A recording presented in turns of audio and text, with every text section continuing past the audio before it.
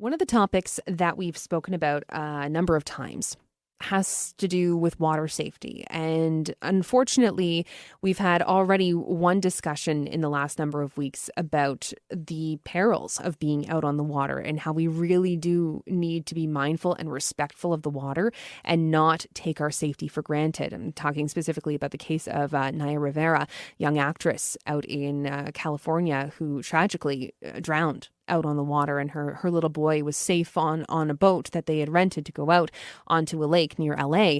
But tragically, she lost her life. And this past weekend, there was an incident, a boating incident near Kitchener on some water there, and a 13-year-old girl tragically died in that incident involving a boat. And it's just a very timely reminder that we all have a role to play in safety, and that certain individuals have an even higher responsibility to be extra cautious out on the water. And those would be people who own properties along the water. If you have visitors coming up, if you're boating, there's a lot to consider about your liability and what we need to do to keep everybody safe. And joining me on the line now to talk a little bit more about that is Jasmine Daya, personal injury lawyer from the Toronto area. We've spoken with Jasmine before, and I'm very grateful that she's back on the line with us today. Thank you so much for your time. No, it is my pleasure. Thanks so much for having me on your show. It's great to chat with you, especially about a topic like this, because, people think, oh, sure, let's make sure that we're within arm's reach of the little ones. Hey, sure, have some life jackets. But it's more complicated than that when it comes to water safety, and especially legally, too. Absolutely. And you are so right. This is such a timely topic, and it's an important reminder to everyone, especially in the province of Ontario and in Canada. Canada has more lakes than any other country in the world.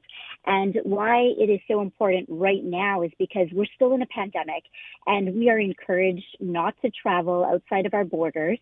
And so that means a lot of people are exploring cottage country more now than ever. According to the Life Saving Society's 2019 Canadian Drowning Report, 64% of drownings occurred between May to September. So we already know that this is a significant issue in the summer, and I anticipate it's going to be an even bigger issue this summer, given what we're living through. Absolutely. People are itching to, be able to go outside, to do something different. Our options for activities that we would normally do day to day are really much more limited than they have been in previous summers. And so it's no wonder that people are flocking to outdoor spaces. Absolutely. And I believe that July had the hottest weather on record. So that's another reason being by the lake is great, because you get a little bit of splish splash from the water and you cool off instantly. So for sure, people are drawn this year more than even in other years. But that comes to safety concerns. And you correctly pointed out that we've had some really sad incidents lately. 9 out of 10 people that drown in boating incidents are not wearing a life jacket. And while Canadian law does not require passengers to wear their life jackets at all time, what it does require is that there is a properly fitting life jacket for every person on the boat. I still strongly recommend that if you are on the boat, that you wear a life jacket. You never know. You never know what the currents are like out there, especially if it's a hot day, if you're tired, if you've consumed alcohol, perhaps maybe you're not as strong of a swimmer as you think. All these things make wearing a life jacket so important. Absolutely. And people also, they remember to put the little ones in jackets, but they think, oh, I'm an adult, I'm fine. And as you quite rightly said, they often overestimate their abilities, and they could really run into a problem. That's correct. We often think, oh, it's just the kids that can't swim. In fact, my kids are really good swimmers, more so than some of the adults I know. So it's not always the case. There's a lot of adults. Sometimes it might just be that they have a health condition that we haven't considered. Maybe they are usually good swimmers, but they have a health issue or other ailments that preclude them from being able to be a strong swimmer. And so that brings us to another aspect with lakes. So you mentioned lakefront properties. And that's, we talk about people drowning. We think, oh, boating accidents. And yes, boating accidents are very important to discuss and be mindful about, but also individuals who host parties or have people over that are entertaining individuals on lakefront properties. You need to be mindful that there could be some liability that attaches to you when you're hosting your guests. And it could be, again, if you're having a party, there's alcohol involved, if someone falls into the water off the dock and either injures themselves or there's a fatality involved, that could result in liability on the homeowner. But it's not always that alcohol is involved. Again, it's important to remember that it could just be that, maybe the dock was wet and there was lakefront toys left on the deck and an individual tripped and fell as a result and sustained an injury. That could also result in liability to that property owner. It's true. And I think people, really gloss over those things because you think, oh, there's nothing will come of that. It's totally fine.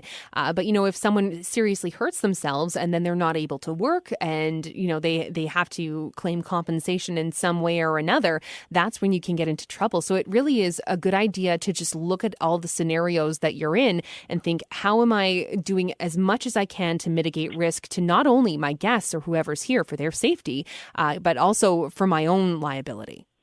Absolutely. And another recommendation I often make to individuals is consider hiring a lifeguard. Drowning in a lifeguard supervised setting only occurs in 1% of the drowning cases. That means 99% of individuals that drown had no lifeguard around them. And so, oftentimes we think, oh, there's just an individual, how helpful are they? No, they're very helpful. Mm-hmm. If there's any issue, they're going to jump in that water. They have the skills, they have the ability, and that's what they're doing out there. They're there to keep an eye on things.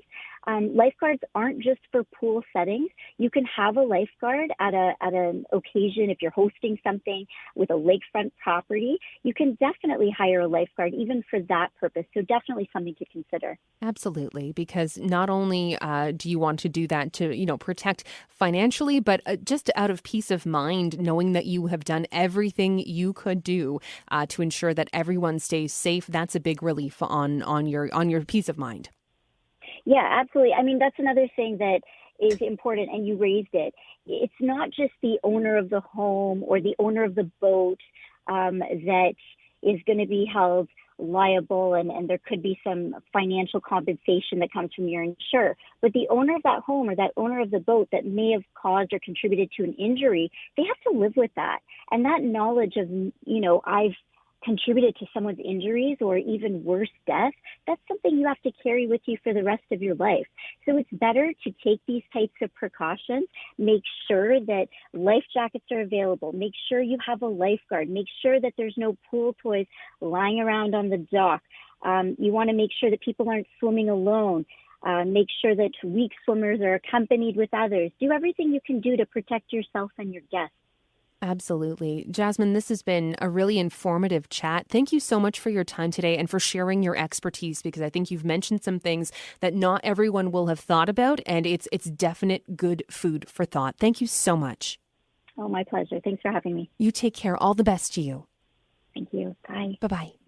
That's Jasmine Daya, personal injury lawyer from the Toronto area, talking about boating and lake safety. If you just take a few moments and survey the scene that is your place. If you're at a cottage, if you're at the beach, just take a look around, see what kind of hazards there are, and try and figure out how you can mitigate that, especially if you have guests coming to join you. You want to have a safe time, a fun time.